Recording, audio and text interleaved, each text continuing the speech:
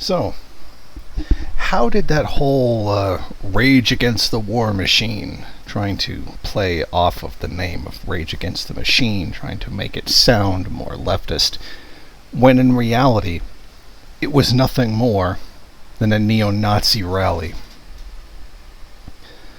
This was put together by a bunch of right-wing reactionary forces attempting to portray themselves as a coalition of left and right together, except for the part where there was no left. There was pro-Putin trolls, far-right grifters, far-right Nazis, and even many conspiracy theorists. This was, of course, touted as a left-right collaboration because Caleb, the fascist, Maupin, was there. But in reality, it was nothing more than essentially a right-wing terrorist gathering. Among the groups there were the members of the Vanguard America, or the Ohio National Guardsmen, the Patriotic Socialist Front. The National Bolshevik flag held prominently up there. And then we had Heimbach, the neo-Nazi. And many of the neo-Nazis that attended and helped create the Unite the Right rally in Charlottesville, the deadly one, were in communication and organizing with this protest as well. Confederates, Nazi group called the Nationalist Front. There's the Ku Klux Klan was there. Alex Jones fans, why I did say conspiracy theory people. This was astronomically nothing more than a complete fascist rally intended to trying to make it look like they're a part of some kind of left-right alliance.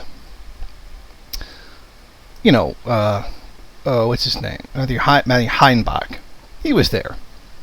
He said a lot of things that I can't say here because YouTube is too stupid to know the difference between quoting someone and showing what they say and actually endorsing it. Let's just say it has a lot to do with the word international and Jew and stuff like that.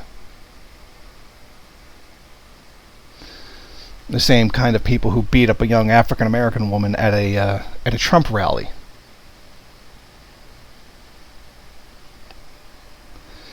Matthew Heimbach even claimed that he was a member of the Democratic Socialists of America, a laughable group in and of itself.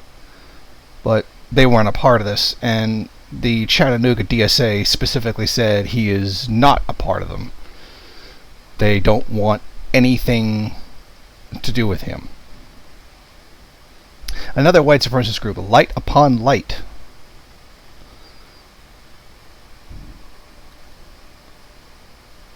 And here's the funny part. A couple hundred people showed up. This was the big Unite the Left and Right rally, where, the left didn't show up because they weren't actually a part of it.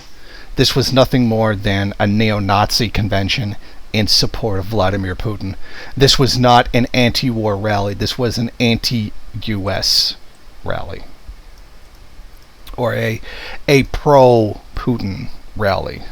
This is not the same thing as there being an anti-war movement. You want to talk anti-war, talk to Cindy Sheehan or someone like that. Because this is nothing like that. And it frankly was an embarrassment. Drosserites, all kinds of, piles of, frankly, garbage, and very embarrassingly many pro-North Korea people who for those of us who are legitimately trying to defend the DPRK from imperialism, makes us look awful. Anti-LGBT people, Christian values people, the Mises Caucus of the Libertarian Party, people who are, well, functionally brain dead, anti-Semitic LaRouche movement people like Boppin, what is these essentially, gigantic grifts like the CPI and a lot of promoters of MAGA communism.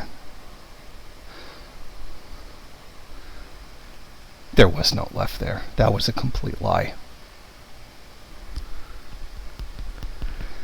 Well, it was touted by Tucker Carlson. And, well, pretty much only him. And that should tell you everything you need to know. Tapping into currents like QAnon and COVID-19 denialism in the Trump movement. So, pretty much a union of everybody who, well, be careful what I say, because it can be very much interpreted in certain ways by YouTube's terms of service. Jackson Hinkle was there and got yelled at. But that's really nothing terribly important. A Libertarian candidate, Ron Paul, 2012, abolish the Fed because then magically loans don't have to be paid back, or the loans are what make the secret group of Juminati, or whatever, or whatever his complete misunderstanding of what the Federal Reserve is. Remember, it's not capitalism, kids. Capitalism didn't do nothing. It's all the Federal Reserve. Right-wing populism was a better way to put it, and there was a very anti-Semitic slant to it. The White House declared that it was a Zionist war against the Slavic people. No, it's just capitalism. It's not a Jewish conspiracy, and if these are the people that you would prefer to be a part of, well, that speaks more to you, and not to other people. And there are people part of it from InfoWars, done by the fascist fascist conspiracist Alex Jones, where corporations are this, but then do the same thing. And he invited and defended anti-Semitic speakers to Libertarian Party events. Even Chris Hedges was there, and I don't know why. This doesn't seem like something Chris Hedges would do, but he was there, and he was trying to... He used to speak about warning of a fascist threat in America, and now he's promoting a unity of right and left. Like, the right is fascist, right? So why would you openly promote an alliance with people who are the fascists?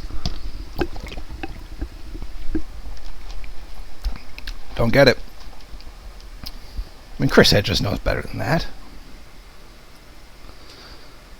Jimmy Dore was there, and he's gone very different from how he started. Well, let's just say.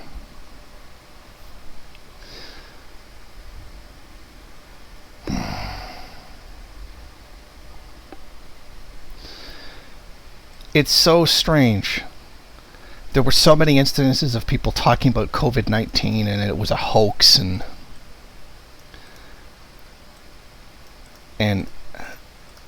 so many people talking about Jewish conspiracies at the place. It's like, what leftists would be there? They wouldn't. It would be complete and utter absolute nonsense for them to be there. This completely reeks of either COINTELPRO, a failed COINTELPRO, or some kind of plot by far-rightists trying to get leftists to come over, which sounds exactly like what Caleb Maupin is in his quote-unquote international bankers, the ones with the yarmulkes. They downplayed the severity of COVID-19, that thing that was killing a lot of working class people, and the medical industrial complex, which there is very much to be criticized of the medical industrial complex. You could just nationalize it and that, but that would be a communist thing to do. There was no real anti-war platform here. It was a pro-Putin platform. And I stand very firm on that Russia basically is a fascist country. Just not a neoliberal fascist like we have here. We've got Ron Paul up there talking about how the war is wrong, when really all he's really talking about is the government not spending any money. He cares nothing for human life. It's all austerity, debt elimination, cut everything from social welfare, and completely destroy the working class. It has nothing to do with giving a shit about human life, because if he did, he'd be promoting things that helped human life while denouncing the things that destroyed it. That's not what he's doing. It's just because der government. This is not something that any no leftist, period. Never mind self-respecting or anything like that. Any leftist, period, would not be doing. And what was probably most telling of all is the individuals linked to the 2017 Unite the Right rally in Charlottesville, who participated in Donald Trump's failed attempt to overthrow the government and install himself as a dictator, while thinking that all of a sudden this is somehow socialism, because essentially brutalizing the Palestinian people and delegitimizing them by moving the consulate to Jerusalem was, the U.S. Embassy to Jerusalem was somehow anti-imperialism. Or leaving the JCPOA to put pressure on Iran is anti-imperialism. Or recognizing Israel's supposed right over the Golan Heights. Or withdrawing from the Open Skies Treaty. Or attempting to assassinate Nicolas Maduro.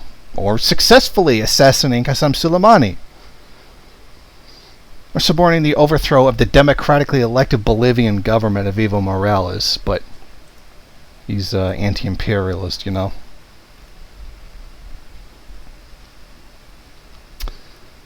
There was no anti-war here. There were lofty notions of denouncing the military-industrial complex and the war machine. But these were just all far-right forces that were essentially, in substance, just pro-Putin. No one could be leftist and look themselves in the face while watching that monstrous pile of fascism, neo-Nazis, COVID deniers, etc. That was a disgrace of the political landscape. Even as bad as the U.S. political landscape is, even that was a complete and utter disgrace. And very hopefully, nothing like this fascist right-wing alliance, ever happens again under the pretext of trying to be a left and right coalition. Thank you for watching. If you like this program, then please head over to my Patreon page and set up a monthly donation. It's your donations that keep this program running. Also, if you would like, please rate, comment, subscribe, and share in various social media.